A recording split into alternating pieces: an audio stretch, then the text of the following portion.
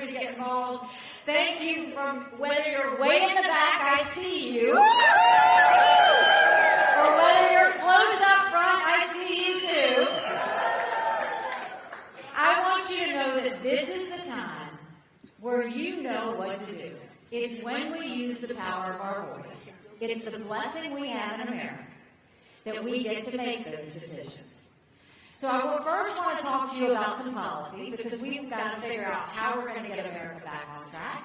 And then we're going to talk a little bit about politics, because that's what everybody wants to talk about, right? You know, you look at the situation that America is in. It's tough.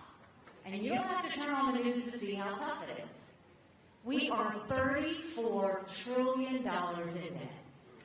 We're having to borrow money just to make our interest payments. China owns some of that debt. And for the first time, we're paying more money in interest payments than we are in our defense budget. You know who's seeing that? Russia, China, and Iran. And that's not good. And I would love to tell you that Joe Biden did that to us. But I have always spoken in hard truths, and I'm going to do that with you tonight. Donald Trump and our Republicans did that to us too.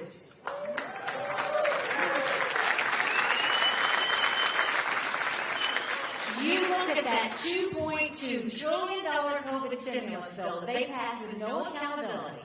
It expanded welfare that's now put 80 million Americans on Medicaid, 42 million Americans on food stamps. That's a third of our country. And did Republicans try and make it right? No, they doubled down and opened up pet projects and earmarks for the first time in 10 years, passing through 7,000 of them last year. In the 2024 appropriations budget, Republicans put in $7.4 billion worth of pet projects. Democrats put in $2.8 billion. Now you tell me who the big spenders are. All while 1 in 6 American families can't afford their utility bill. 60% of Americans are living paycheck to paycheck. 50% of American families can't afford diapers. We've got a serious problem on our hands. So don't you think we need to put an accountant in the White House? Yeah.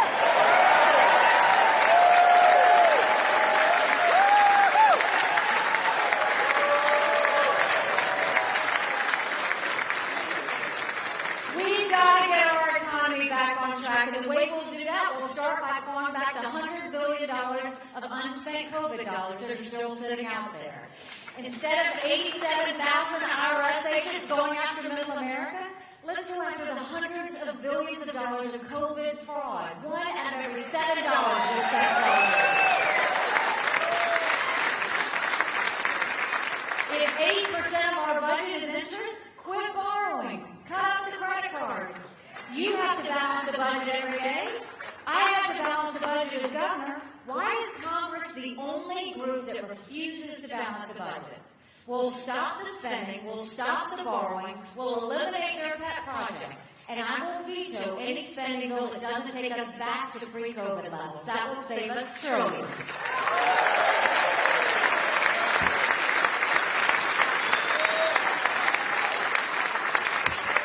And then we're going to take as many federal programs as we can and move them down to the state level. That will dramatically reduce the size of the federal government, but it will empower people on the ground. Think education, think healthcare, think welfare, think mental health.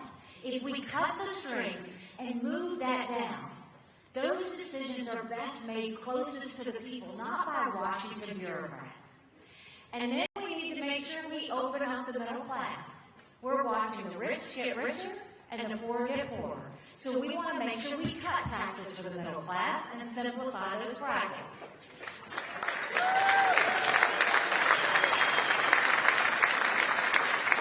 We're going to eliminate the federal gas and diesel tax in this country. And we're going to make small business tax cuts permanent. Small businesses are the heartbeat of our economy. We need to start acting on it.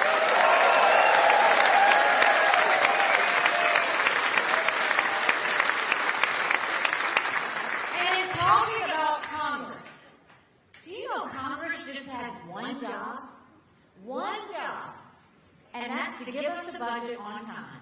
Yeah, right. Now, they're talking about another government shutdown this week. All they have to do is give us a budget on time. Do you know they've only given us a budget on time 4 times in 40 years? 4 times in 40 years. You know what I'm going to do about that? You don't give us a budget on time, you don't get paid. Period.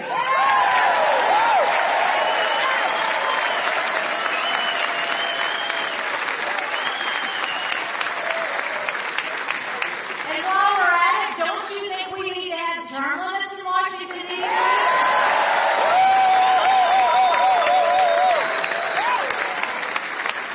Don't you think we need to have mental competency tests for anyone over the age of 75?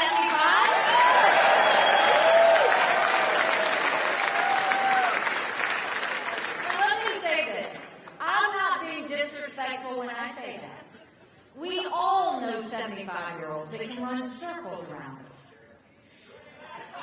Right? Yes, Senator Boschwitz can run circles around everybody. But then there's Joe Biden.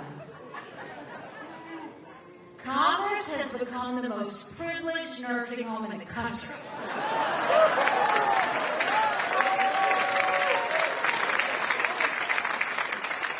This is nothing to play with. These are people making decisions on the future of our economy. These are people making decisions on our national security. We need to know they're at the top of their game. And let's talk about the border. I can't believe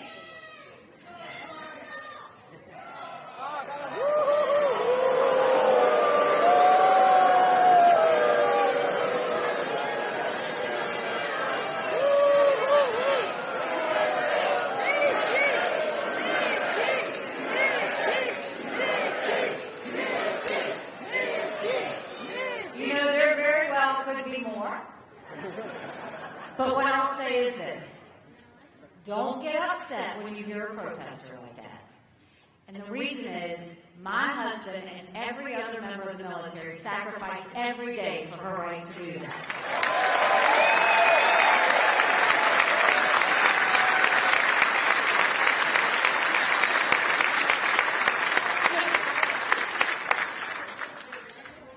So when we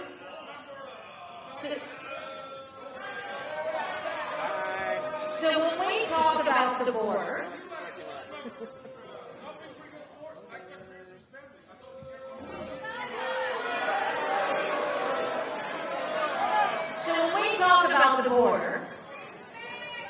I can't believe this is the United States of America. 9 million illegal immigrants have come across that border. We had enough fentanyl cross the border last year that would kill every single American. Number 1 cause of death for adults 18 to 45? Fentanyl. And don't think for a second China doesn't know what they're doing when they send it over.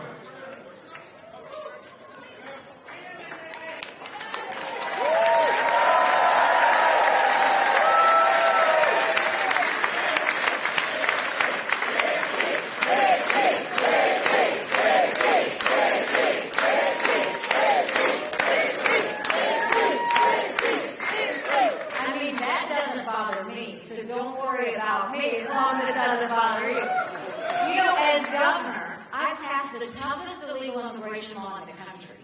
President Obama sued us over it, and we won. We need to take what we did in South Carolina and go national with it. We need a national E-Verify program where every business has to prove that the people they hire are in this country legally. We need to defund sanctuary cities once and for all. No more safe havens.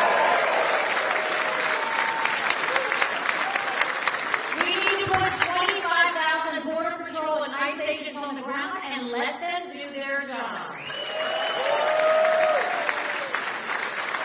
We need to go back to the Remain in Mexico policy so that nobody even steps foot on U.S. soil.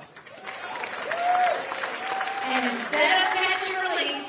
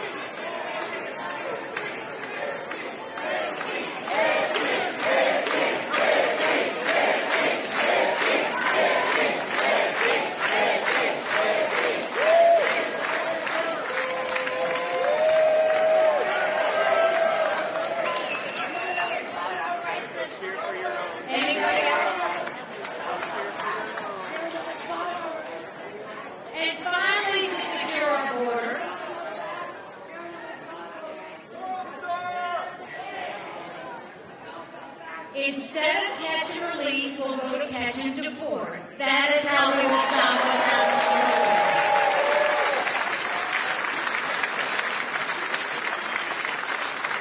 But think about what happened last week.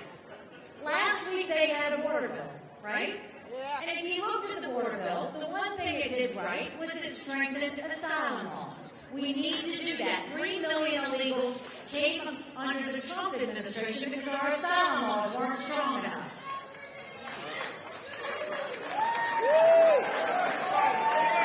The problem with that is it did strengthen the asylum laws, but where it was weak was the bill didn't have Remain in Mexico, and it had a 5,000 person threshold. We don't even need a 1 person threshold.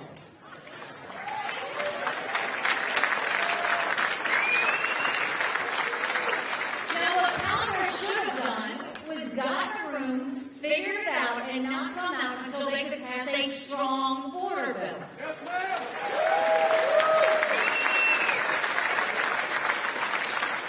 But the problem is, Donald Trump told them not to pass anything because they said that we needed to wait until the general election because it would hurt him in the polls.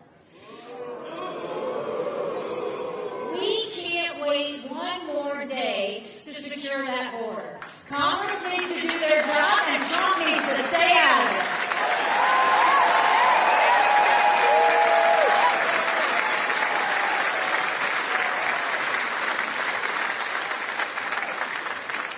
And now I hear the media is making all this noise about Donald Trump and Joe Biden are going to the border on Thursday. Well, I went to the border almost a year ago, so what have they been waiting on? But the second thing is, it's amazing how they're going to do these photo ops. Because Joe Biden has had plenty of time to do something about the border, and he's refused to do it. And then you look at Donald Trump, and he stopped them from passing a border bill. But now he's going to go stand by and say he's for securing it? Both of them had lied to us. That's the problem. We've got to start holding them to account and make sure that they are accountable for the fact that Joe didn't do anything and Donald Trump stopped it. That's just a fact.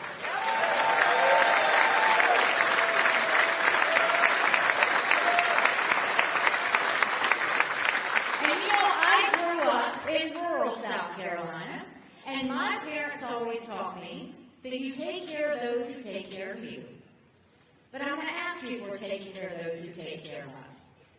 Right now in America, over 35,000 of our veterans are homeless. 1 in 3 suffers from PTSD or thoughts of suicide. We lose 22 heroes a day to suicide. If a veteran needs a doctor's appointment at the VA, on average, it takes 29 days. Why 29 days? Because on the 30th day, they can go to the doctor or hospital of their choice. So midway through the 29 days, they get a call to reschedule. And the clock starts all over again. It's shameful how we treat our veterans. Now, I'm the proud wife of a combat veteran who served in Afghanistan.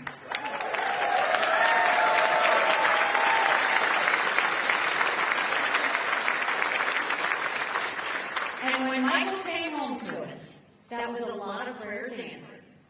But that was the easy part. When we got home, life got hard. He couldn't hear loud noises. He couldn't be in crowds. Life had passed him by for that year that he was gone. And the transition was tough. We can't just love our men and women when they're gone. We gotta love them when they come back home, too.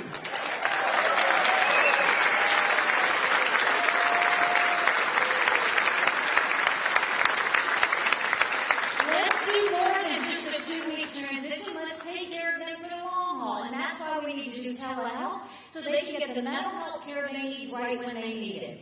They should be able to go to the doctor or hospital of their choice. They've earned that right.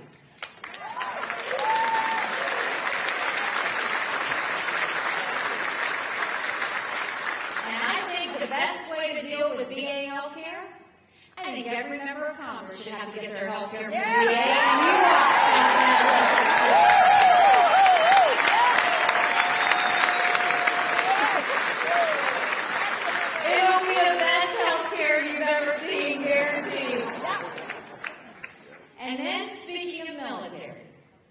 let's talk about national security. The world is on fire, literally. You've got a war in Europe.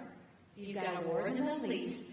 You've got China basically cyber attacking our infrastructure. You've got North Korea testing intercontinental ballistic missiles capable of hitting the U.S. You've got Russia blinding satellites so we can't see what's coming in and we can't see if they're going to do anything. Everything that we're seeing right now, none of that would have happened had we not had the debacle in Afghanistan. The idea that my husband and his military brothers and sisters who served there had to watch us leave Bagram Air Force Base in the middle of the night without telling our allies who stood shoulder to shoulder with us for decades because we asked them to be there. Think about what that said to our friends. More importantly, think about what that said to our enemies. This is a time where we need a leader with moral clarity.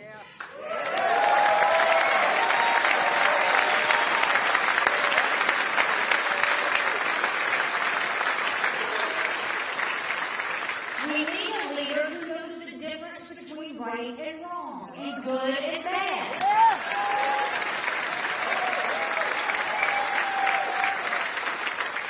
And I'll point you back to something Donald Trump said over a week ago in South Carolina.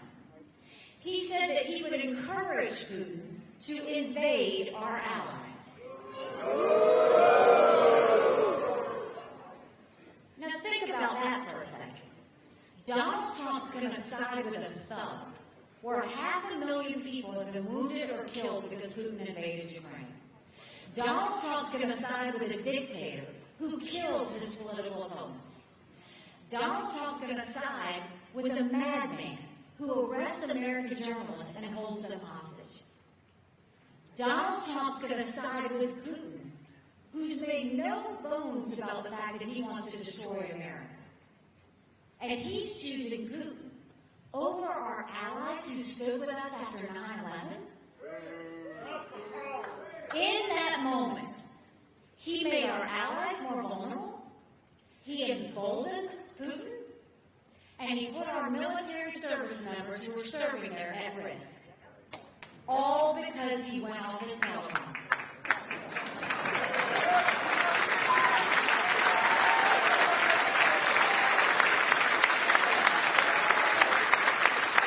I have watched Trump over and over get weak in the knees when it comes to Putin. And let me tell you this. Putin tells us exactly what he's going to do. That's what all dictators do.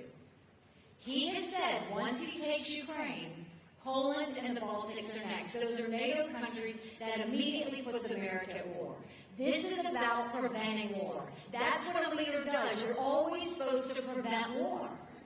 And you see what he did, and now Putin's got soldiers that are now lining up with Poland and the Baltics. That's a problem. Because he just pushed us further in instead of pulling us further out. And I'm telling you now, they're also going into this, do we support them or do we support securing the border? Securing the border is priority number one. But they're lying to you. If we supported Ukraine, if we supported Israel against terrorism, if we secured the border, all of that is less than 20% of Biden's green subsidies. A president and Congress should always choose preventing war. A president and Congress should always choose protecting Americans. Period.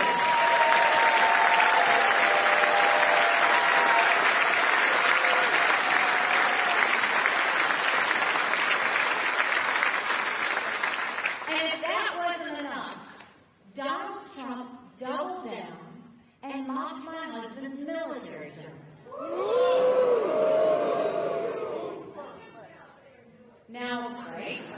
Apparently he had bones first. That's what he said. Look, Michael and I can take it. When you're in politics, it's open season. We can take it. But you mock one member of the military, you're mocking every member of the military.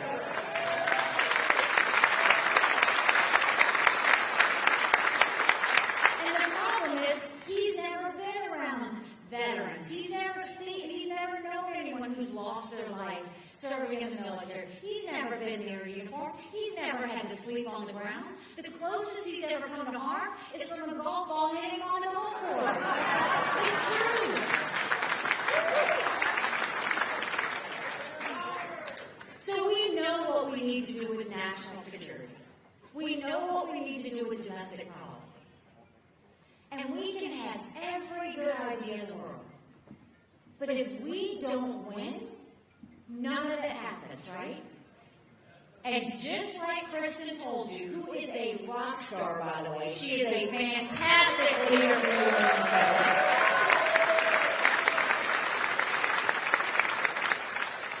Look at all these early states that have voted.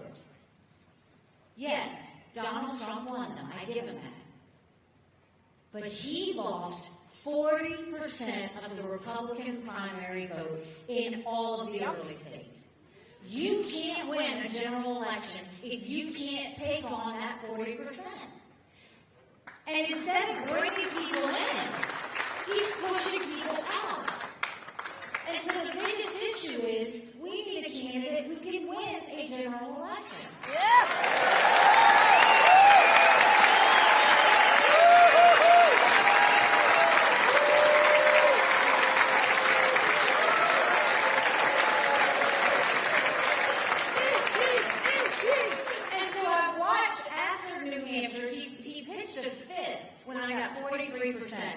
Out of New Hampshire, because he told everybody I was going to lose by 35 points.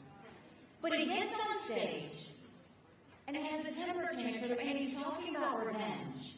And my dress, by the way. And then the next day, he goes on and says anybody who supports her is barred permanently from MAGA.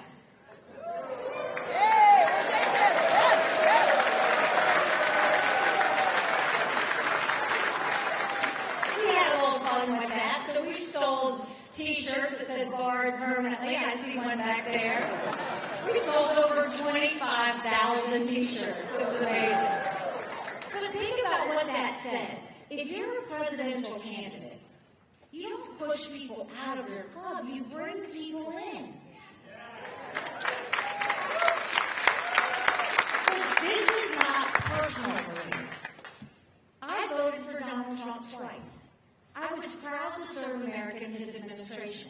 That's not what this is about. This is about the fact that chaos follows him in everything he does. And we can't have a country in disarray and a world on fire and go through 4 more years of chaos. We won't survive it.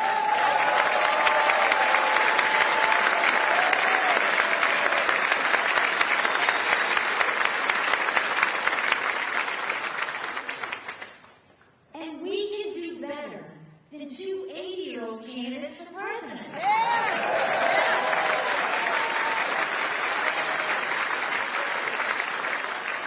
I have long said whoever gets rid of their 80-year-old candidate is the party that will win.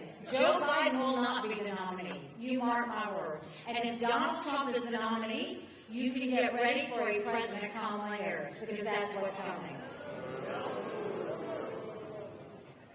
So that's the electability side. But the other part that bothers me is he's literally changing the Republican Party. You go and you look at the fact Republicans used to believe in small government. They used to believe in being fiscally responsible and not spending. But here you have, he spent $8 trillion out of our $34 trillion, $8 trillion in 4 years. More than any other president.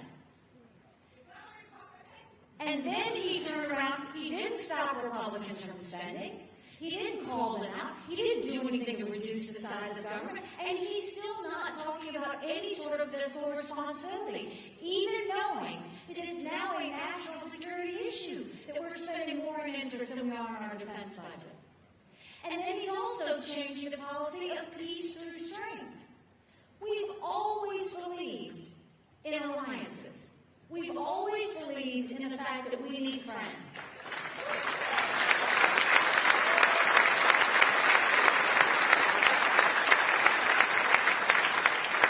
America can never be so arrogant to think we don't need friends. We need a lot of friends after 9/11.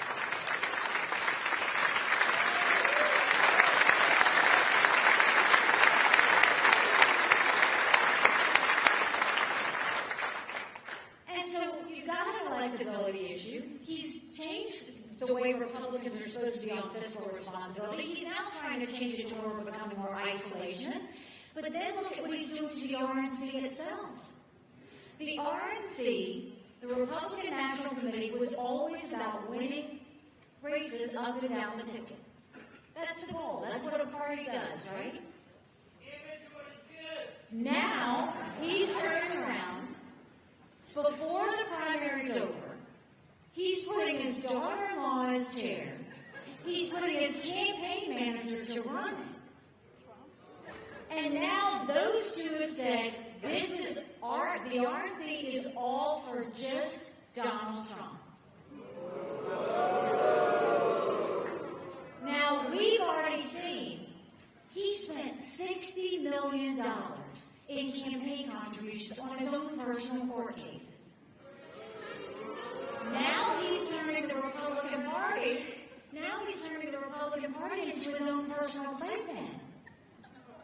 But if you look at anything from what he said about in New Hampshire about revenge, or you look at even through the court cases with these judgments and him talking about being a victim, at no point is he talking about the American people. Yeah.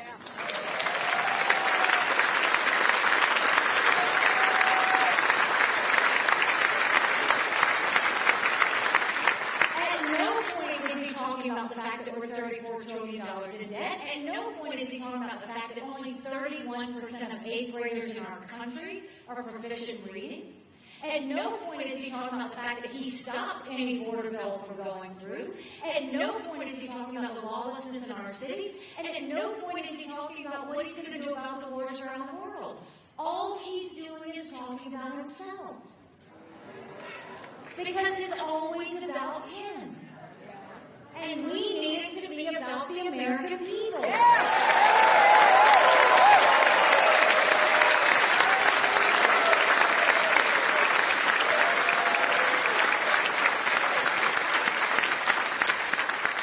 You know, 8 months ago, I dropped my husband Michael off at 4 a.m.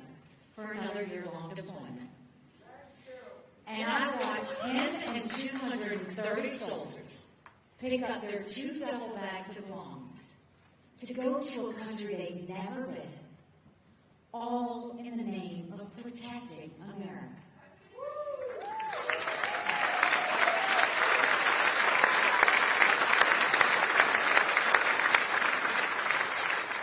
They're willing to sacrifice their lives and their families because they still believe in this amazing experiment that is America. So if they're willing to sacrifice for us there, shouldn't we be willing to fight for America here? Yes!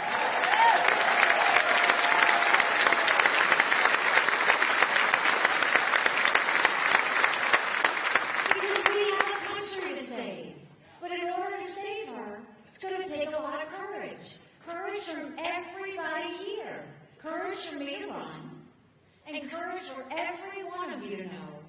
Don't complain about what happens in a general election if you don't vote in this primary. It matters.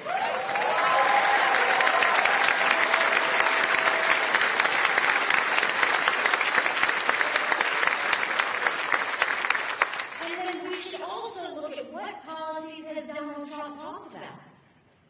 Did you know when he was president in 2018, he proposed a 25-cent per gallon gas tax increase on all of us? Did you know right now he's proposing a 10% tax increase because he wants to put tariffs on all products from baby strollers to appliances? That's going to be $2,800 more per person per year. And then the fact that he's saying he's not going to touch Social Security, and when he leaves, he's going to allow 24 cuts on benefits across the board. That is not what we should be doing. We should be protecting Social Security.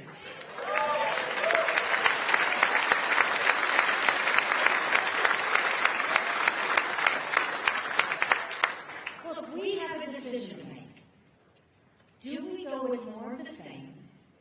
Or do we move in a new direction?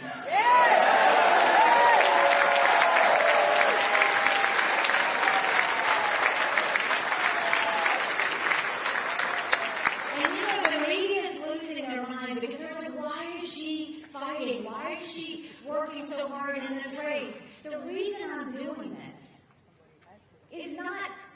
they figured out it's not to be vice president.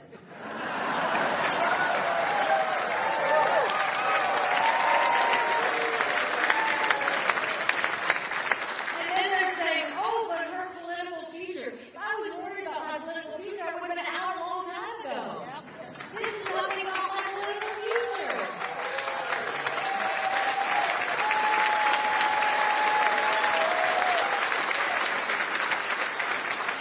If you want to know why I'm doing this for my kids and your grandkids. Because look at what they've been through.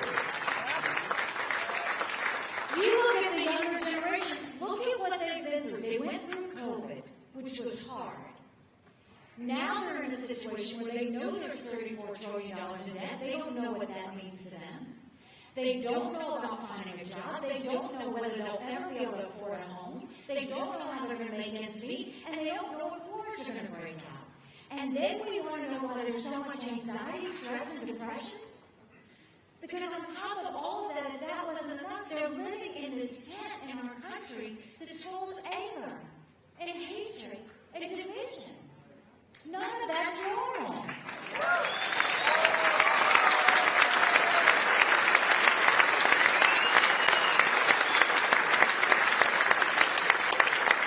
It's not normal for Joe Biden to be letting millions of illegal immigrants in and not doing anything to stop them. It's not normal for Joe Biden to have these wars around the world because he's putting his head in the sand. But it's not normal for Donald Trump to be siding with a dictator over our allies. It's not normal for him to be spending all these millions of dollars of campaign contributions on his personal court cases.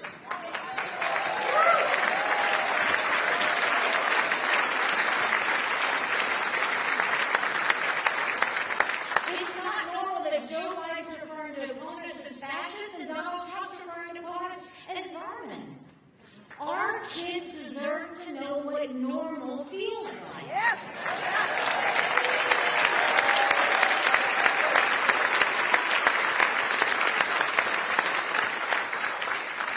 So Minnesota, I hear that you're strong. I hear that you're loud. I hear that you know what it takes to get things done. So now it's time for us to do it. So if you want to see a change in our country, if you want to show the country the way it's done, this is what I need you to do. I need you to make sure you go out and vote and take 5 people with you. You can take 10. You can take 10 people with you. I need you to tell all your friends and family to get out and vote because you would be shocked at how many of them are just general election voters. And I want you to give them a message from me. In a general election, you're given a choice. In a primary election, you make your choice.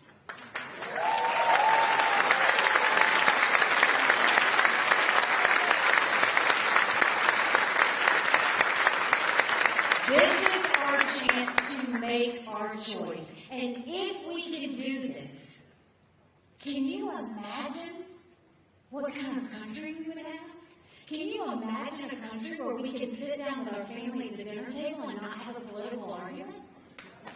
Can you imagine a country where you can go to work and say things and not worried about getting fired? Can you imagine a country where there is no anger and no division, that we can strongly disagree on issues, but we don't hate each other over it?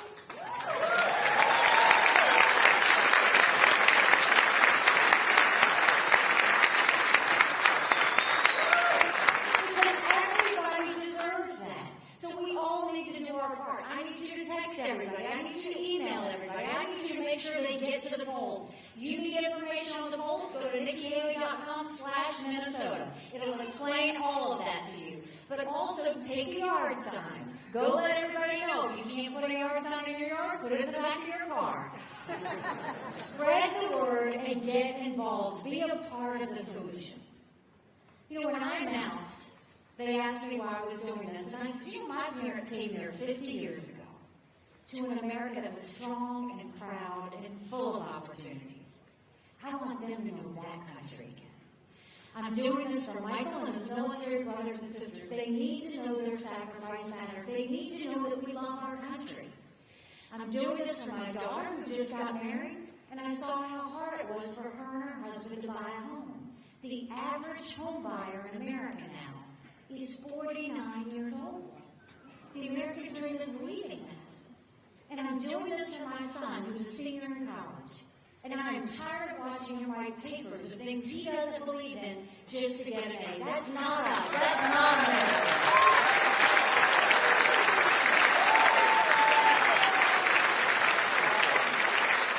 And for the first time, 81% of Americans don't think their kids are going to live as good a life as we did. We can't be okay with that. I'm not okay with that. We do have a country to save. But I'll promise you this. I will take the pain. I will take the cuts. I'll take the bruises. I'll take the name calling. Because I know that the only way you get to something good is if you go through the pain. And that's the best way we appreciate our blessings when we get there. But all I ask is that you stand with me as we do this.